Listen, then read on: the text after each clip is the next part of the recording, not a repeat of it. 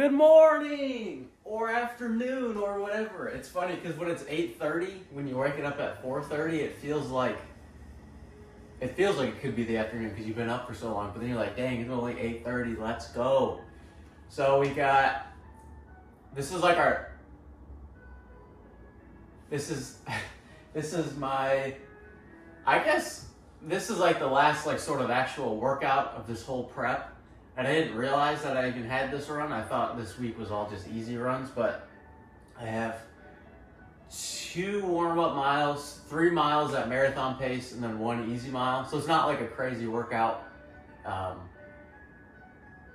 Yeah, so that's what we got today. So we went to the gym this morning. It was supposed to be legs today. I wouldn't even call it a leg day. I just went there, and then I stretched a bunch. I did some yoga poses. I talked about my psoas in one of the last videos. It was the one that was like 45 minutes long. So if anyone watched that through, you're really cool. Also, I don't know, comment. Do you guys like the videos shorter or longer? Because I can probably make it like 2 hours long. But I talked about my psoas, and I showed this stretch where you do this and then lean back, and that kind of gets you feel it all in here and kind of deeper. But another good one is you do the fucking table and then the cobra pose or whatever. I don't know if this is perfect, but you get this and then you feel it all. That's a good one too. And then the other day I woke up, my back was tight, and that's what I did, and immediately it felt a lot better. So that's cool. So if you have lower back pain, yes, stretch your hips and your glutes and everything, but back racks. Your psoas is also, and I feel like that's a muscle no one knows about, and no one ever really talks about. You never hear that. The first time I heard it was in David Goggins' book. He talked about his psoas when he felt like he was dying, and I was like, what the fuck is that? And then I looked it up, and it's that muscle, that lower vertebrae, pubis bone, and your femur, was it? I don't know, but it attaches all down here. It's it kind of goes here, and then it goes out like that. So it makes sense if your lower back hurts, so it's tight, and it's basically pulling. But anyways, we got that run today. So we went to the gym this morning. Just did some yoga type stuff. I did a little bit of functional type movements. I did some hamstring curls, quad extensions is really light, just to kind of get blood in that area. And then I did some other random little things. And then I did my 100 pull-ups. Still doing our 100 pull-ups. You best fucking believe. Still gonna do them. I'm gonna have to get creative when I'm in New York, because I don't know necessarily where I'll be able to do pull-ups, but I'm sure there's somewhere. And then, yeah, so we're drinking some coffee again. And then, mainly because I didn't really get enough sleep last night. And then, yeah, so that's what we're doing right now. I got my triathlon bike right here. I need to take that to the bike shop and get it tuned up. That way I just have peace of mind that I do think it does need it. But peace of mind knowing it's good to go, ready for actual Ironman prep to start in June. And then May will be, again, that kind of in-between month. I'm going to hit that sub 5 minute mile too. So I'm going to marathon Sunday. I'm going to take the entire week off from running. I'll definitely be swimming, and I'll definitely start biking. And then, but just light stuff. I'm not going to go crazy on anything. But then my next run back, I plan to break that sub 5 minute mile. And I should be able to do that it's not going to be easy, but I should be able to break it pretty easily now. Because the last time I attempted it in January, I ran a 5 minute flat, 5:00. So now I should knock that shit out. Hopefully a low, somewhere in the mid 450s. If I ran a 455, maybe that could be cool. So do that, and then I keep thinking, I haven't talked about this, but in my head I've been thinking I want to just crank out a 50 miler in May, just on my own. So that's something I've been thinking about a lot for the past couple months. And I wouldn't run a 50 miles straight. And I think a lot of people don't realize, like with those ultra marathon races, like the 100-mile races, you're not running the entire time straight. There's checkpoints. So there's checkpoints every 10 miles, 18, 20 some miles. There's checkpoints that you stop for a little bit and then do whatever hell you need to do. But you're also not necessarily running the entire distance. You're kind of walking and running, and especially towards the end, but you're still running a lot. But you're running like 10, 12-minute miles. So I've kind of been thinking about doing that, breaking it up into like sets of 5. So like 5 miles, take a little break, 5 miles, take a break, and then do like a 50 miler one day. Or maybe do it like through the night, or wake up really early and do it. But we have to see in terms of work, because it's probably gonna fuck me up. And then, I don't know. And then I'm like, I don't want to injure myself going into an Ironman prep. I'm also wondering if maybe like it's just a stupid idea in general, because I don't want to overwork myself. Like, I don't want to start the Ironman prep being in like a deficit, in the sense of like, I just ran 50 miles, now I'm all fucked up. But we'll see. We'll see.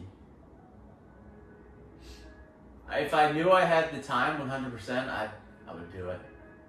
The only thing that keeps me from wanting to do it is work, really, to be honest. Because I'm like, well, I don't want to run that, and then like the next day have to go to work because I'm going to be like useless. So, we'll see.